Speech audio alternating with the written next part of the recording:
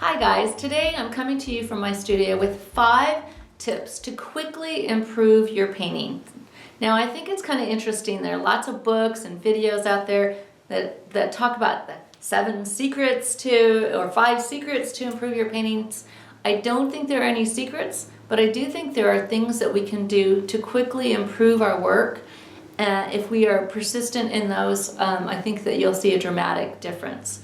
Now, for myself, I never in my career thought about competition or felt like I was in competition with other artists. I like to look at other artists' work, but I was just always trying to get better, to make better paintings. So that's what this is all about.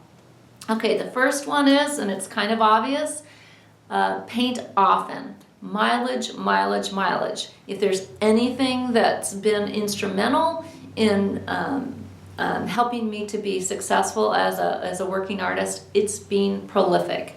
Painting a lot, trying to paint almost every day, having the orientation that it's a practice, not just when inspiration strikes. I think that's a real misnomer. Inspiration strikes when you are in a position to receive it.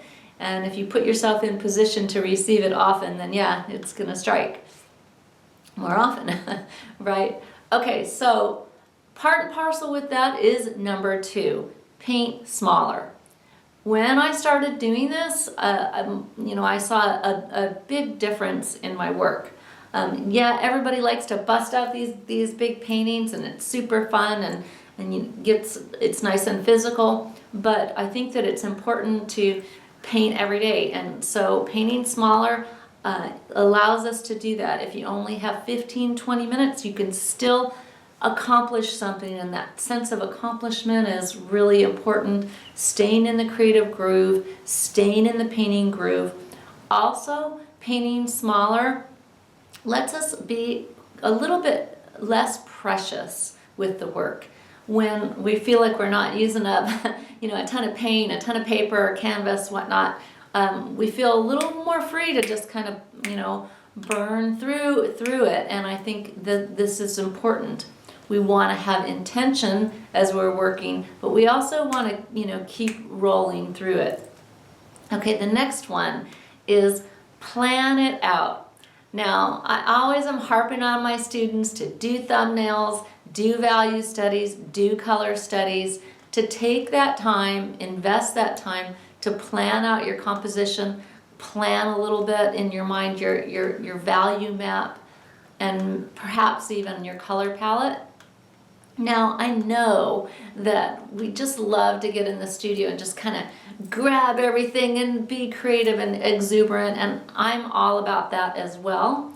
However, for the most part, I do spend some time in those planning stages of a piece. If I'm working from a piece of photo reference, for instance, and there's a little section in it that I kind of don't know where to head with it.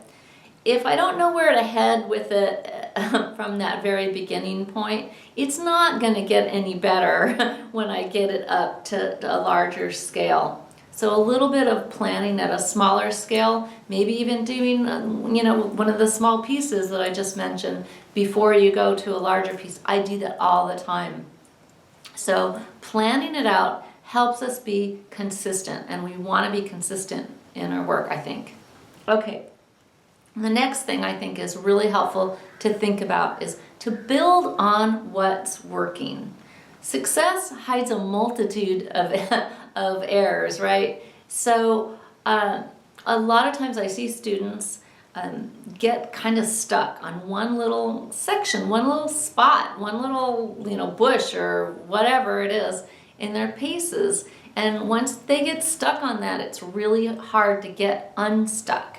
So I always recommend that you work the whole painting all at once, not puzzle piece it, kind of build it all up together, and don't get stuck on one spot, and build on what is working so you can find your way to the finish in that way. Every single painting, I think, kind of goes through a yuck stage, And so we have to kind of navigate our way past that yuck stage. And one of the ways to do that is to be concentrating on what's working in your piece. Okay, and last but not least, paint from life, whether that's in plein air, working from a still life, or working directly from a model. This really enhances our observational skills and will really, up the level of what we're doing really quickly.